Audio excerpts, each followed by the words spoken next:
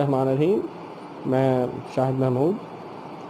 हम कुछ दिन पहले केमिस्ट्री के चैप्टर नंबर 1 का लेक्चर नंबर 1 जो है वो हमने उसे प्रिपेयर किया था। आज हम लेक्चर नंबर 2 जो है वो स्टार्ट करने लगे हैं। तो स्टूडेंट्स, आज हम पढ़ेंगे development of historic development of periodic table की पीरियोडिक टेबल की हिस्ट्री क्या है, कैसे वो वजूद में आया। तो अमूमन ये जो क्वेश्चन है तो लॉन्ग है, लेकिन इसमें ये आमतौर पर शॉर्ट क्वेश्चन आते हैं बन के इसमें।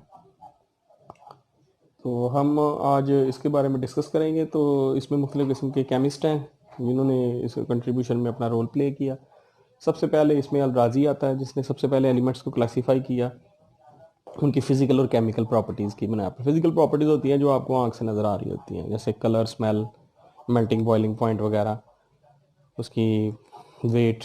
और केमिकल प्रॉपर्टीज़ जो उसके केमिकल रिएक्शंस होते हैं, ये भी आपको पता होना चाहिए कि फ़िज़िकल प्रॉपर्टीज़ में जो फिज़िकल जो उसके करैक्टरिस्टिक्स हैं किसी एलिमेंट के वो देखे जाते हैं, जैसे colour, smell, boiling point, melting point. और केमिकल प्रॉपर्टीज़ में वो मुख्तलिफ एलिमेंट्स के साथ जो उसके केमिकल रिएक्शंस होते हैं उसके बारे में हम डिस्कस करते हैं। तो सबसे पहले अल-राज़ी जो है उसके बारे में हमने पढ़ा है। अब दूसरा जो है वो हम लेक्चर जो आने लगा है वो क्वेश्चन है हमारा चैप्टर नंबर 1 का, historical development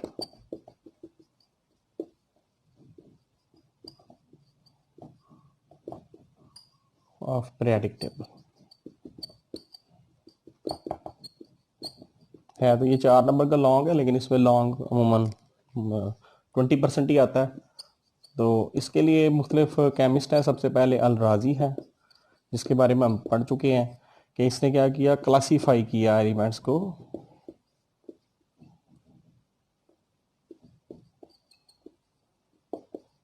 on the base of physical and chemical property.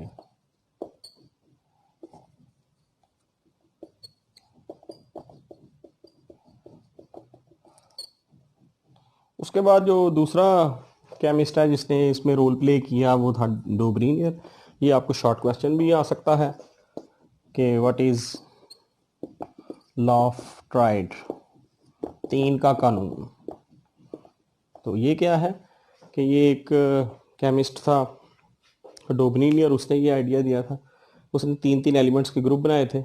उसने कहा था अगर आपको उस ग्रुप के फर्स्ट और थर्ड एलिमेंट की जो है वो आपको पता हो एटॉमिक मैसेज का, तो आप मिडल वाले एलिमेंट का फाइंड आउट कर सकते हैं उसका मीन लेके। तो ये दिया था डोब्रीनियर ने, DOBEREINER, डोब्रीनियर। तो ये क्या है कि अगर ये एक ग्रुप है तो अगर वो कहता था फर्स्ट वाले और थर्ड वाले का हमें एटॉमिक मास पता हो तो हम दरमियान वाले का जो है वो मीन ले सकते हैं, फाइंड आउट कर सकते हैं। ये 46 आएगा 2 और ये 23, तो सेंटर वाले का 23। इस तरह उसने काफ़ी सारे एलिमेंट्स को इस तरह क्लासीफाई किया 3 का ग्रुप बना के, जिसको लॉ ऑफ ट्राइड का नाम दिया गया कि एक ग्रुप के अंदर अगर आपको फर्स्ट और थर्ड वाले एलिमेंट की एटॉमिक मास का पता है तो आप मिडिल वाले एलिमेंट का एवरेज मास जो है वो फाइंड आउट कर सकते हैं। इसके बाद हमारे पास जो तीसरा साइंटिस्ट है जिसने बड़ा हम रोल प्ले किया पीरियोडिक टेबल की क्लासिफिकेशन के बारे में, वो है न्यूलैंड लॉ ऑफ ऑक्टेव्स। ये भी एक शॉर्ट क्वेश्चन इसके अंदर बन सकता है 2 नंबर का। Newland law of octaves, octa मैंने 8। तो ये क्या है कि वो कहता था कि अगर हम एलिमेंट्स को उनके एटॉमिक मास में अरेंज करें तो हर 8th वाला जो एलिमेंट होता है वो फर्स्ट वाले के नीचे आ जाएगा। ऑक्टा मैंने 8 होता है, यानी अगर हम एलिमेंट्स को एटॉमिक मास के साथ अरेंज करें हर 8th वाला एलिमेंट फर्स्ट वाले के नीचे हो जाएगा। मसलन ये पहला उसने बनाया था, पहला ग्रुप लिथियम था, उस तरफ उसका था बेरिलियम, बोरान था, कार्बन था, फिर उसके बाद नाइट्रोजन, ऑक्सीजन और फ्लोरीन। तो ये एलिमेंट्स थे जिनको उन्होंने एटॉमिक मास की बेस पे जो है अरेंज किया था। तो आगे इसका एटॉमिक मास जो था वो 7 था, इसका जो था वो 9 था, इसका 11 था, इसका 12 था, इसका 14, इसका 16 है, इसका फ्लोरीन का जो है वो 19 है। तो इस तरह उसने एलिमेंट्स को अरेंज किया। ये एटॉमिक मासेस हैं उनके। तो उसने आइडिया दिया कि जब मैं 8th वाला एलिमेंट आगे लेके आता हूँ उसकी प्रॉपर्टीज़ फर्स्ट वाले के साथ मिलती होती हैं। इसके आगे हमारे पास सोडियम था जो फाइंड आउट हुआ, उसका 23 मैच था, लेकिन उसने कहा कि ये 8 वाला एलिमेंट जो है इसकी प्रॉपर्टीज़ फर्स्ट वाले के साथ मैच करेंगे, तो सोडियम के नीचे आ गया। तो इस तरह ये ग्रुप बनते गए, ये वर्टिकल कॉलम जो है ग्रुप बनते गए। तो इनको हमने न्यूलैंड लॉ ऑफ ऑक्टेव्स कहा कि जब भी एलिमेंट्स को अरेंज करेंगे एटॉमिक मास के साथ तो 7 के बाद 8 वाला एलिमेंट फर्स्ट वाले के नीचे आ जाएगा। इसके बाद डिमिट्री मेंडलीफ है, आप सिर्फ मेंडलीफ के नाम से इसको याद कर सकते हैं बीच में, मेंडलीफ। इसने कहा कि अगर हम एलिमेंट्स को इस तरह अरेंज करें जैसे ऑक्टेव्स ने अरेंज किया था, तो उसने एटॉमिक मास को जो है वो बेस बनाया था। तो ये भी वही कहता था कि अगर हम एलिमेंट्स को अरेंज करेंगे, एलिमेंट्स जो हैं और arranged in periodic table on the base of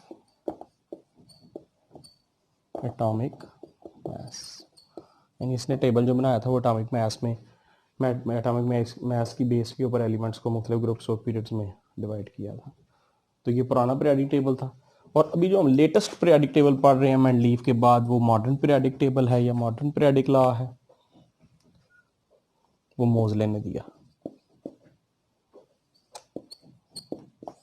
उसने कहा था कि एटॉमिक मास की से बेस के ऊपर हम पीरियोडिक टेबल बेस करेंगे। इसने कहा था नहीं, एटॉमिक मास नहीं, एटॉमिक नंबर लेते हैं। इसने कहा जी the elements are arranged on the base of atomic number। तो नया पीरियोडिक टेबल मोज़ले ने बनाया, यानी मोज़ले ने जो है वो न्यू पीरियोडिक टेबल फिर इसके लॉ के ऊपर बेस करता है। तो ये आज हमारा एक क्वेश्चन जो है वो हमने पढ़ा है, जिसमें हमने ये देखा है कि इसकी हिस्टोरिकल डेवलपमेंट क्या है पीरियोडिक टेबल की। इसमें 5 जो कंट्रीब्यूशंस हैं उसमें सबसे पहले हमने देखी है अल-राज़ी की, जिसने फिजिकल और केमिकल प्रॉपर्टीज़ की बेस पे एलिमेंट्स को अरेंज किया था।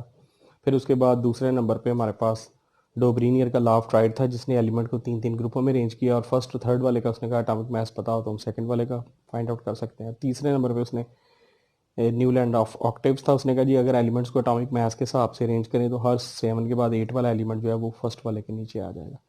फिर मेंडलीफ का था, जिसने कहा कि पीरियोडिक टेबल एटॉमिक मास की बेस पे बनाया जाए, उसी के बेस करता है। मोज़ले जो है उसने पीरियोडिक टेबल एटॉमिक नंबर, उसने कहा मास नहीं नंबर लेना है। तो अब मॉडर्न पीरियोडिक टेबल जो है वो मोज़ले की जो है वो कंट्रीब्यूशन के ऊपर जो है वो डेवलप करता है। तो उसी से अब हमारा मॉडर्न पीरियोडिक टेबल है कि जो बेस करता है एटॉमिक नंबर के ऊपर। तो स्टूडेंट्स ये आज हमारा एक और क्वेश्चन कंप्लीट हुआ, एक लॉन्ग क्वेश्चन और उसमें 2-3 शॉर्ट क्वेश्चन हैं। अल-राज़ी की भी पूछ सकता है 2 नंबर की कंट्रीब्यूशन, टोबनीर की पूछ सकता है, उसके बाद लॉ ऑफ ऑक्टेव्स की पूछ सकता है, उसके बाद मेंडलीफ का पूछ सकता है, मॉडर्न पीरियोडिक लॉ का या मोज़ले लॉ जो है उसकी भी शॉर्ट क्वेश्चन पूछ सकता है। तो ये एक क्वेश्चन आपका आज दोबारा कंप्लीट हो चुका है।